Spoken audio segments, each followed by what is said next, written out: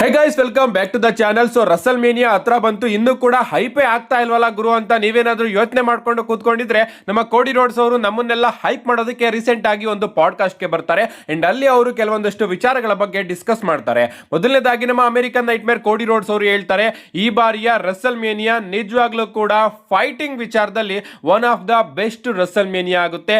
ಇನ್ ring wrestling wise ಈ ಬಾರಿಯ Russell ಮೇನಿಯಾದಲ್ಲಿ ತುಂಬಾ ಅದ್ಭುತವಾದ ಮ್ಯಾಚಸ್ ಗಳನ್ನ ನಾವು ನಿಮ್ಮೆಲ್ಲರಿಗೂ ಕೂಡ ಕೊಡ್ತೀವಿ ಅಂತ ನಮ್ಮ ಕೋಡಿ ರೋಡ್ಸ್ ಅವರು ಕನ್ಫರ್ಮ್ ಮಾಡ್ತಾರೆ. ಅಷ್ಟೇ ಅಲ್ಲ ಗಾಯ್ಸ್, ರೀಸೆಂಟ್ ಆಗಿ ನಮ್ಮ ಕೋಡಿ ರೋಡ್ಸ್ ಅವರು ರಸಲ್ ಮೇನಿಯಾ ಸರ್ಪ್ರೈಸ್ ಲಿಸ್ಟ್ ನು ಕೂಡ ನೋಡಿದ್ರಂತೆ. ಅಂಡ್ ಅವರು ಆ ಒಂದು ಲಿಸ್ಟ್ ನ ನೋಡಿದಾಗ ಅವರೇ ಸಿಕ್ಕಾಪಟ್ಟೆ ಶಾಕ್ ಆದ್ರಂತೆ. ಅಂಡ್ ಅದರಿಂದ ನಮ್ಮ ಕೋಡಿ ರೋಡ್ಸ್ ಅವರು ಹೇಳ್ತಾರೆ, ಈ ಬಾರಿಯ ರಸಲ್ ಮೇನಿಯಾನ ನಾನು ಬಿಗ್ಗೆಸ್ಟ್ ರಸಲ್ ಮೇನಿಯಾ ಅಂತ ಹೇಳೋದಕ್ಕೆ ಹೋಗೋದಿಲ್ಲ, ಬಟ್ ಡಬ್ಲ್ಯೂ ಅವರು ಮಾಡಿರ್ತಕ್ಕಂತಹ ಬಿಗ್ಗೆಸ್ಟ್ ರಸಲ್ ಮೇನಿಯಾಸ್ ಗಳಲ್ಲೂ ಕೂಡ ಇದು ಒಂದಾಗುತ್ತೆ. ಅಂದ್ರೆ one of the best WrestleManias ಗಳು ಅಂತ ನಾವ್ ಏನ್ ಕರಿತೀವಿ ಅದರಲ್ಲಿ ಈ ಬಾರಿಯ ರಸಲ್ ಮೇನಿಯಾ ಕೂಡ ಆಡ್ ಆಗುತ್ತೆ ಅಂತ ನಮ್ಮ ಕೋಡಿ ರೋಡ್ಸ್ ಅವರು ತಿಳಿಸಿದ್ದಾರೆ. ಅಫ್ಕೋರ್ಸ್ ನಮ್ಮ ಕೋಡಿ ರೋಡ್ಸ್ ಅವರು ಕಂಪನಿಯ ಗೋಲ್ಡನ್ ಬಾಯ್. ನಮ್ಮ ಟ್ರಿಪಲ್ ಎಚ್ ಅವರು ಏನೇ ಆಗ್ಲಿ ಕೋಡಿ ರೋಡ್ಸ್ ಅವರಿಗೆ ಒಪ್ಪಿಸ್ತಾ ಇರ್ತಾರೆ. ಸೆತ್ ರಾಲಿನ್ಸ್ ಅವರ ಫೇಕ್ ಇಂಜುರಿನೂ ಕೂಡ ನಮ್ಮ ಟ್ರಿಪಲ್ ಎಚ್ ಅವರು ಹೋಗಿ ಕೋಡಿ ರೋಡ್ಸ್ ಅವರಿಗೆ ಹೇಳಿದ್ರು. ಅಂಡ್ ಸರ್ಪ್ರೈಸ್ ಗಳ ಲಿಸ್ಟ್ ನ ನಮ್ಮ ಕೋಡಿ ರೋಡ್ಸ್ ಅವರು ನೋಡಿದರಂತೆ. ಅಂಡ್ ಅದನ್ನ ನೋಡಿ ನಮ್ಮ ಕೋಡಿ ರೋಡ್ಸ್ ಅವರಿಗೆ ಈ ಬಾರಿಯ ರಸಲ್ ಮೇನಿಯಾ ನಿಜವಾಗ್ಲೂ ಕೂಡ one of the best Russell mania ಆಗುತ್ತೆ ಅಂತ ನಮ್ಮ ಕೋಡಿ ರೋಡ್ಸ್ ಅವರಿಗೆ ಅನ್ಸಿದೆಯಂತೆ. ಸದ್ಯಕ್ಕೆ ನೋಡೋದಾದ್ರೆ ನನಗೇನು ಆ ರೀತಿ ಅನ್ನಿಸ್ತಾ ಇಲ್ಲ ಗುರು. ಮ್ಯಾಚಸ್ ಗಳನ್ನ ನೀವು ಚೆನ್ನಾಗಿ ಬುಕ್ ಮಾಡ್ತಾ ಇದ್ದೀರಾ, ಸ್ಟೋರಿ ಲೈನ್ ಕೂಡ ಚೆನ್ನಾಗಿ ತೋರಿಸ್ತಾ ಇದ್ದೀರಾ. ಅದನ್ನ ಬಿಟ್ರೆ ಸರ್ಪ್ರೈಸಸ್ ಗಳನ್ನ ಎಲ್ಲೆಲ್ಲಿ ಆಡ್ ಮಾಡ್ತಾರೆ ನನಗಂತೂ ಅರ್ಥ ಆಗ್ತಾ ಇಲ್ಲ.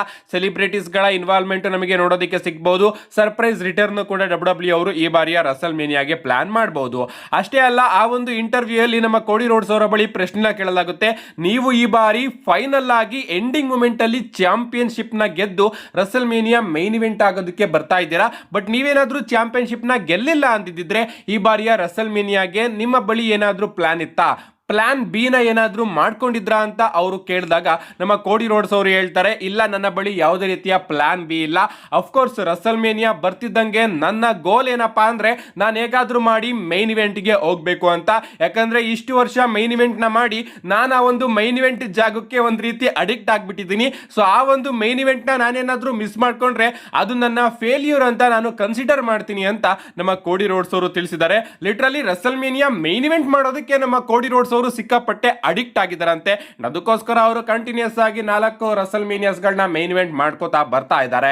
ಇನ್ನ ಈ ಕಡೆ ನಮ್ಮ ಕೋಡಿ ರೋಡ್ಸ್ ಅವರು ಈ ರೀತಿ ಸ್ಟೇಟ್ಮೆಂಟ್ ನ ಕೊಟ್ರೆ, ಕೋಡಿ ರೋಡ್ಸ್ ಅವರ ತಂದೆ ಗಂಡ ಮಾವಳಿಯ ಏನೇ ಆಗ್ಲಿ ನಮ್ಮ ಕೋಡಿ ರೋಡ್ಸ್ ಅವರ ಪ್ರಿಯತಮ ನಮ್ಮ ಟ್ರಿಪಲ್ ಎಚ್ ಅವರು ಕೂಡ ಒಂದು ವಿಚಿತ್ರವಾದ ಸ್ಟೇಟ್ಮೆಂಟ್ ನ ಕೊಟ್ಟಿದ್ದಾರೆ. ಲಿಟ್ರಲಿ ಅವ್ರ ಬಾಯಿಂದ ಈ ಒಂದು ಸ್ಟೇಟ್ಮೆಂಟ್ ಆದ್ರೂ ಯಾವ ರೀತಿ ಬಂತು ಅಂತ ನನಗಂತೂ ಸಿಕ್ಕಾಪಟ್ಟೆ ಶಾಕ್ ಆಯ್ತು. ಅವ್ರು ಹೇಳ್ತಾರೆ, ಈಗ ಆಗ್ತಾ ಇರ್ತಕ್ಕಂತಹ ಕರೆಂಟ್ ಎರಾ ಏನಿದೆ ಇದು ಆಟಿಟ್ಯೂಡ್ ಎರಾಗಿಂತನೂ ಕೂಡ ಬೆಸ್ಟ್ ಎರಾ ಆಗಿದೆ. ಯಾಕಂದ್ರೆ ಈ ಬಾರಿ ಈ ಒಂದು ಎರಾದಲ್ಲಿ ನಮ್ಮ ಬಳಿ ಒಳ್ಳೊಳ್ಳೆ ಟ್ಯಾಲೆಂಟ್ಸ್ ಗಳಿದ್ದಾರೆ.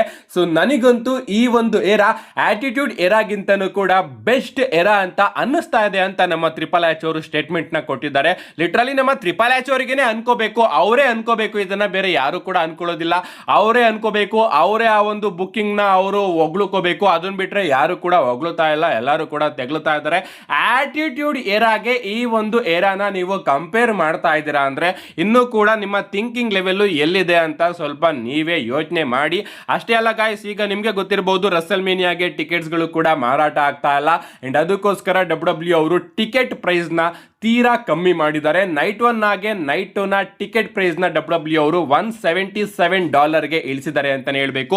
ಲಿಟ್ರಲಿ $250 ಇಂದ $177 ಗೆ ಆ ಒಂದು ಟಿಕೆಟ್ ಗಳ ಬೆಲೆನ ಡಬ್ಲ್ಯೂ ಅವರು ಕಡಿಮೆ ಮಾಡಿದ್ದಾರೆ.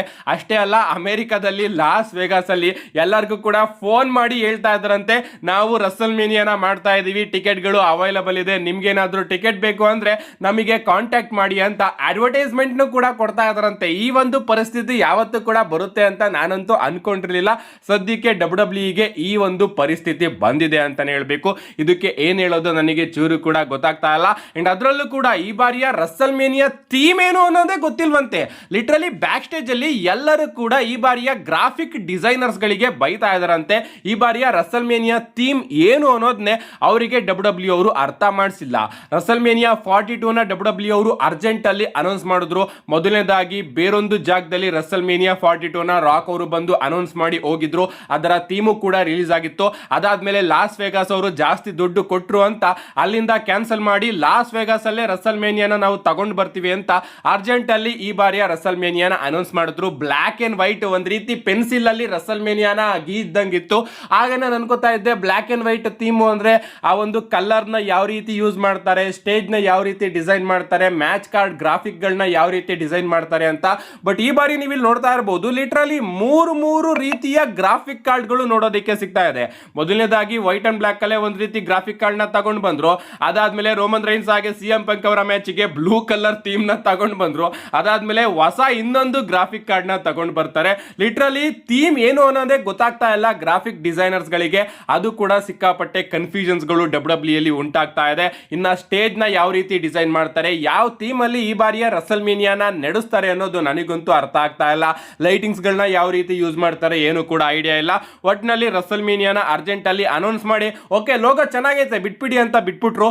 ಥೀಮ್ನೇ ಅವರು ಚೆನ್ನಾಗಿ ಬಿಡ್ತಾ ಇಲ್ಲ. ಇದ್ರ ಬಗ್ಗೆ ನಿಮ್ಮ ಅನಿಸಿಕೆ ಏನು, ನಿಮ್ಮ ಅನಿಸಿಕೆನ ಕಮೆಂಟ್ ಮಾಡಿ ಅಂತ ಹೇಳ್ತಾ see you guys in my next video.